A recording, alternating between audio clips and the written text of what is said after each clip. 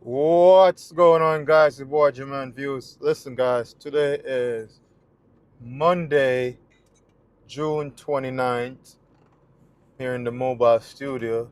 And therefore, Lord, it's a good day to be alive, good day to put your best foot forward and do something. So, we have a lot of stuff we're going to talk about today. We see Iran and United States exchange fire over the weekend. And there was a little disruption to the so-called peace deal they're negotiating. So the United States said Iran break the terms and condition of the deal, and United States bombed a few military posts and military installation in Iran, and also Israel followed suit with their um, bombing campaign in Lebanon that displaced the Houthis. So after which, both the United States and Iran come to the table and said that little um, incident over the weekend, they you know, um, agreed to move forward from that little breach of the ceasefire agreement, and they're looking forward to meet in Qatar. I think it's this Tuesday coming to really seal up final negotiation on the deal, which they will sign. And Iran said, "Oh, all ships will be transiting through the Strait of Hormuz peacefully without the fear of being attacked by them." But what really started the situation was Iran, I think, sent a one-way attack drone into a cargo ship um, that was flying a Singaporean flag, and that really pissed off the United States, and that really sent some fear and shockwave into the system, because a lot of people are saying, "Oh, the ceasefire was just on, and what's going on? Are we back to where we started from?" Also, Trump said some stuff that really triggered some fear within the market system as well. But after the long ceasefire, after the over the weekend, the little skirmish between the two countries, they decided to move forward and pick up where they started from, and started to really talk about this deal in length. And they're gonna meet again they're gonna meet on Tuesday to really extend negotiations and talkings over this deal, because Iran thing was that they want to collect a toll from the strait, and they want to charge ships that are transiting through, and the United States is saying, no, we ain't gonna do that, make that happen. That's free international water, and all freight should be transiting through that area free of all tolls. So that's what the United States is saying, and Iran is saying otherwise. But at least they come to an agreement to really move past this little breach and looking to meet in Qatar um, Tuesday. Well, what I don't understand is, like, the Middle East didn't want the United States to respond to the attacks, and Iran don't play. Iran try to hit the neighbors because the United States pissed them off and attacked their posting. So Iran said, okay, let me fire some missiles and drones at the Gulf state. But at the same time, Iran is telling the Gulf state, like, hey, we need to come together and make a Gulf state union, and in terms of defense and manufacturing or whatever it is. And at the same time, they're attacking them. So that's why I said to myself, no one really knows who's controlling Iran and who's running it, or different factions of government in Iran. Like, that's what I'm thinking, because up to now, we can't see the true Ayatollah. We can't see any life of the Ayatollah, and who's really in charge. So, what do you guys think? What do you guys think? And this is the whiplash situation I've been talking about. Like, it's on again, off again, which caused panic and fear in the markets, and also panic and fear with people trying to buy food, and trying to navigate this whole thing. So I don't know. It's a whole whiplash situation. But one thing I do know though, Trump is serious about, you know, bombing them. Because if Trump even made a comment saying like, "Hey, you guys are stupid to breach the ceasefire, and we're gonna, if we can't get this done through deals and negotiations, we're gonna get it done militarily through bombing and destroying Iran." Of course, the military faction of Iran, not the people of Iran, but not the civilian, but the military um, parts of Iran and all their military posts and military installation and military setups. So you know, it's a double-edged sword when it comes to this war, and I believe that this will not be the one and only time that this ceasefire is going to be breached or this ceasefire is going to be violated. I think there is to come in the future a breach in the ceasefire agreement before this framework on peace and this framework on the end of the war really materialize. So I believe there are going to be other instances where Iran breached this deal and the ceasefire agreement.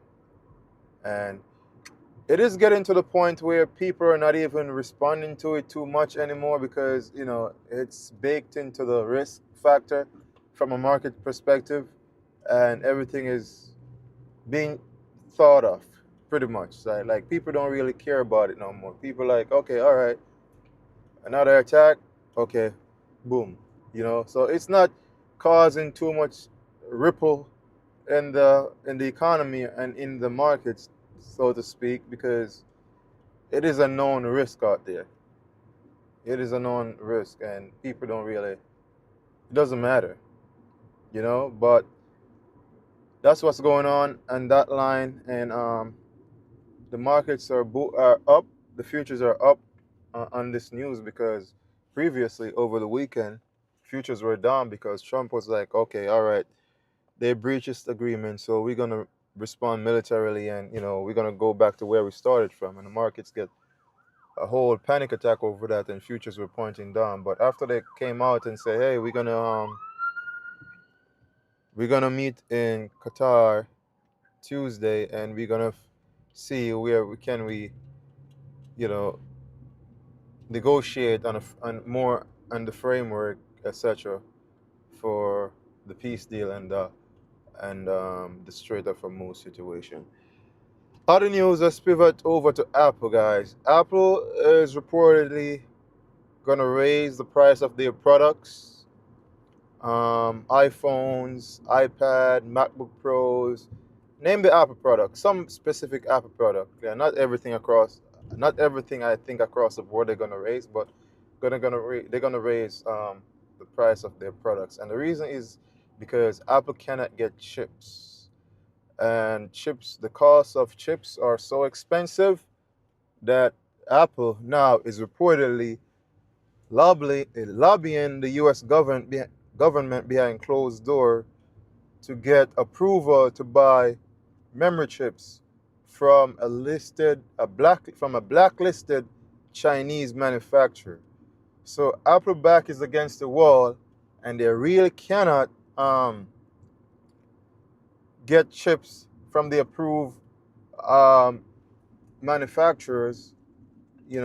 So now they're looking to convince or coerce the U.S. government to help them, to give them the okay to buy chips from the blacklisted Chinese manufacturer, which is serious. There are security concerns, there are privacy concerns, and Apple is a big secure and private company, and you know, they strive on providing security for their consumers, and but does Apple will put security over making a profit?